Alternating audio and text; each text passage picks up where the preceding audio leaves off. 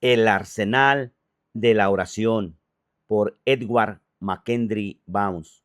Capítulo 6. Hombres de oración en primer lugar.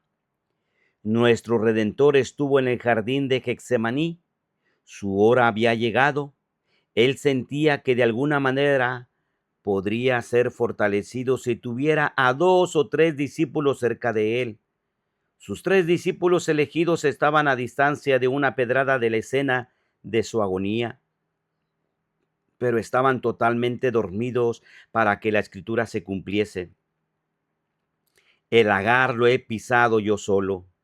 De los pueblos, ningún hombre estaba conmigo. Isaías 63:3.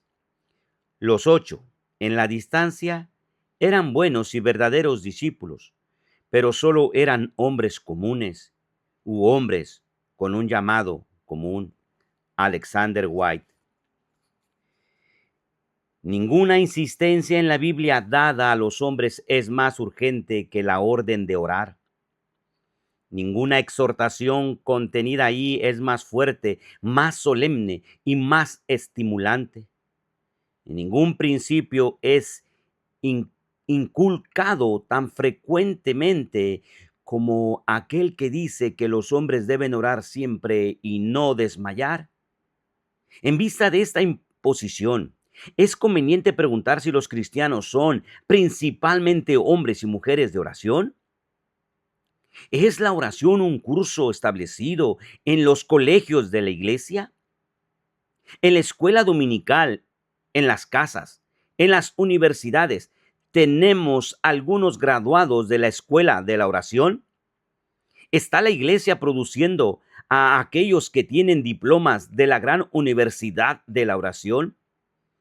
Esto es lo que Dios requiere, lo que Él ordena, y son aquellos que poseen tales capacidades los que debe tener para lograr sus propósitos y para llevar a cabo su obra de su reino en la tierra. Y es la oración sincera la que siempre se ha necesitado.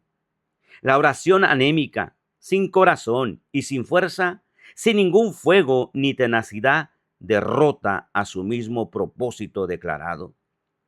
El profeta de los tiempos antiguos lamenta que en un día de gran necesidad de oración no hubiese nadie que se acordara de clamar a Dios.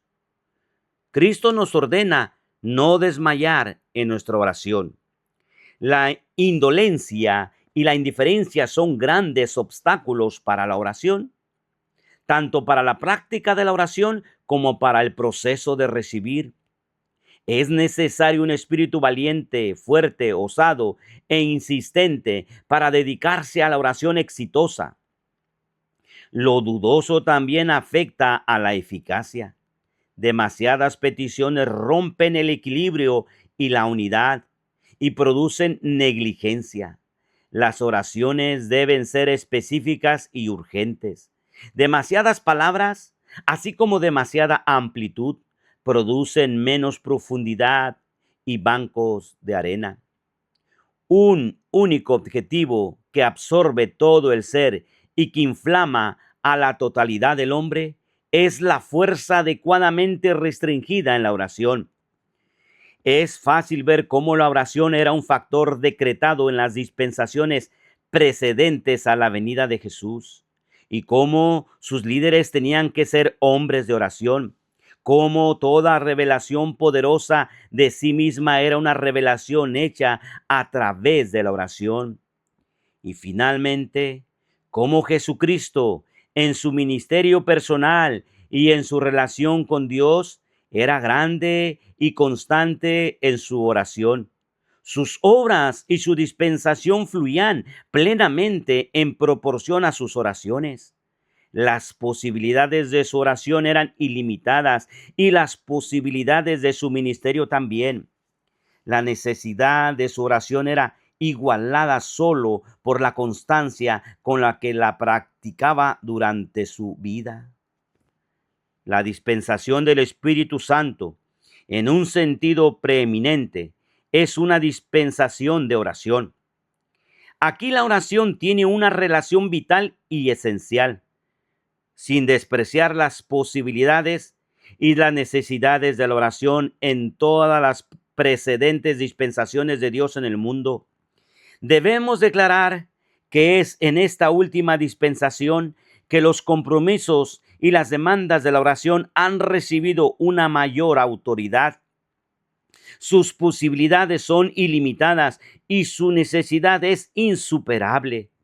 Nuestros días tienen la penosa necesidad de una generación de hombres de oración, un grupo de hombres y mujeres a través de los cuales Dios puede traer al mundo sus más grandes movimientos con mayor plenitud. El Señor nuestro Dios no está restringido en sí mismo, sino que está restringido por nosotros, por causa de nuestra poca fe y de nuestra débil oración. La humanidad tiene la gran necesidad de alguien que busque incansablemente a Dios, que no le dé descanso, ni de día ni de noche, hasta que su clamor sea escuchado. Los tiempos demandan hombres de oración que estén sedientos de la gloria de Dios, que sean abiertos y generosos en sus deseos, que busquen incansablemente a Dios, que lo busquen tarde y temprano, y quienes no descansarán hasta que toda la tierra sea llena de su gloria. Se necesita de hombres y mujeres cuyas oraciones darán al mundo el poder supremo de Dios, quienes harán florecer sus promesas con grandes y plenos resultados. Dios espera escucharnos y nos desafía a que lo alcancemos para hacer lo que le pedimos en nuestra oración. Él nos pide hoy, como lo hacía con su antiguo Israel, que lo probemos en esto. Detrás de la palabra de Dios está Dios mismo.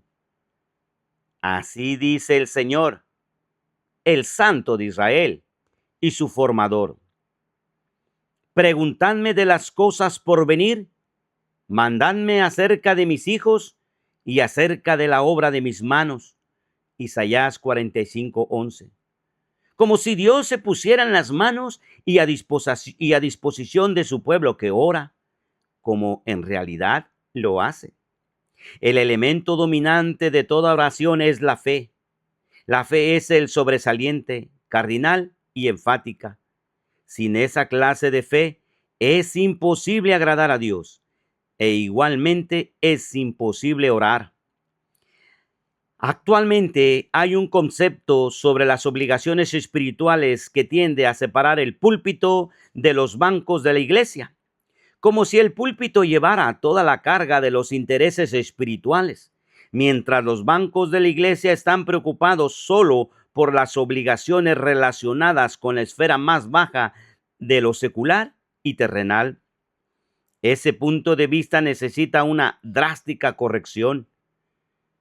La causa de Dios, sus obligaciones, sus esfuerzos y sus éxitos descansan con la misma presión en el púlpito y en los asientos del templo. Pero el hombre que está en el asiento no tiene sobre sí la carga de la oración como lo debería tenerla. Y debe tener esa carga antes de que cualquier nueva visitación de poder venga a la iglesia. La iglesia nunca será enteramente para Dios hasta que los asientos de los templos estén llenos de hombres de oración. La iglesia no podrá ser lo que Dios quiere que sea hasta que sus miembros, que son los líderes en los negocios, en la política y en la ley y en la sociedad, sean líderes en la oración. Dios inició sus movimientos en el mundo con hombres de oración. Eligió a un hombre para que sea el padre del que llegó a ser su pueblo elegido en el mundo por cientos de años. Un pueblo con el que comprometió sus santuarios y de quien surgió el Mesías prometido. Abraham, un líder de la casa de Dios, principalmente era un hombre de oración. Cuando consideramos su conducta y su carácter, Vemos rápidamente que la oración gobernaba y dominaba a este gran líder del pueblo de Dios en el desierto. Abraham plantó un tamarisco en Berseba y allí invocó el nombre del Señor, el Dios eterno. Y es un hecho sobresaliente que donde quiera que él haya levantado su tienda de campaña para acampar por un tiempo con su familia, ahí erigió un altar de sacrificio y de oración. Su religión era personal y familiar, y en ella la oración era un factor prominente y permanente. La oración es el instrumento de la revelación divina. Es a través de la oración que hoy Dios se revela al alma espiritual. Así como en los días del Antiguo Testamento se revelaba a los hombres que oraban, Dios se muestra al hombre que ora. Dios está contigo en todo lo que hago. Era la clara convicción de aquellos que gustosamente harían un pacto con Abraham, y la oración y la razón, para hacerlo era la firme creencia con respecto al patriarca de que no solo era un hombre de oración, sino también un hombre cuyas oraciones Dios respondería. Este es el resumen y el secreto de la regla divina en la iglesia. En todas las edades Dios ha gobernado a la iglesia a través de hombres de oración. Cuando la oración fracasa, el gobierno divino se cae. Como hemos visto, Abraham, el padre de la fe, era un príncipe y un sacerdote en la oración. Tenía una notable influencia en Dios. Dios detiene su venganza mientras Abraham ora. Su misericordia es suspendida y está condicionada a la oración de Abraham. Sus castigos de ira son eliminados por la oración de este gobernante de Israel. Los movimientos de Dios son influenciados por las oraciones de Abraham, el amigo de Dios. La virtuosa devoción de Abraham le permite conocer los secretos del consejo de Dios, mientras que el conocimiento de estos secretos provoca e intensifica su oración. Con Abraham, el altar del sacrificio es real por el altar de oración. Con él, el altar de oración santifica al altar del sacrificio. Dios le dijo a Abimelech sobre Abraham: él es profeta y va a interceder por ti para que vivas. Los cristianos deben orar por los hombres. En una ocasión Samuel dijo al pueblo: en cuanto a mí, que el Señor me libre de pecar contra él dejando de orar por ustedes. Yo seguiré enseñándoles el camino bueno y recto. Primer libro de Samuel 12:23. Afortunadamente, para este pueblo pecaminoso que había rechazado a Dios y deseaba tener un rey humano, había en Israel un hombre de oración. La forma real de aumentar la gracia personal es orar por otros. La oración intercesora es un medio de gracia para aquellos que la ejercitan. Entramos en los campos más ricos de crecimiento espiritual y cosechamos sus inestimables riquezas en los caminos de la oración intercesora. Orar por los hombres es una propuesta divina y representa la mayor altura del servicio cristiano. Los hombres deben orar y deben recibir oración. El cristiano debe orar por todas las cosas, por supuesto, pero las oraciones por los hombres son infinitamente más importantes. Así como los hombres son más importantes que las cosas, así también las oraciones por los hombres son mucho más importantes que las oraciones por las cosas, porque ellos están más profundamente involucrados en la voluntad de Dios y en la obra de Jesucristo que las cosas. Los hombres deben ser cuidados, deben ser comprendidos, además de recibir oración, porque la comprensión, la piedad, la compasión y el cuidado acompañan y preceden a la oración por los hombres cuando no están sujetos por las cosas. Todo esto hace a la oración un asunto verdadero, no un juego de niños. no una cuestión secundaria, no un asunto trivial, sino una cuestión seria. Los hombres que han hecho de la oración un éxito, han hecho de la oración una responsabilidad. Es un proceso que demanda el tiempo, el pensamiento, la energía y los corazones de la humanidad. La oración es una ocupación para el momento y para la eternidad. La oración es una responsabilidad del hombre que va más allá de cualquier otra y es primero en importancia sobre cualquier otra vocación, profesión u ocupación. Nuestra oración nos involucra a nosotros mismos y a todos los hombres, a sus más grandes intereses y aún a la salvación de sus almas inmortales. La oración es un asunto que abraza la eternidad y a lo que está más allá de la tumba. Involucra al cielo y a la tierra.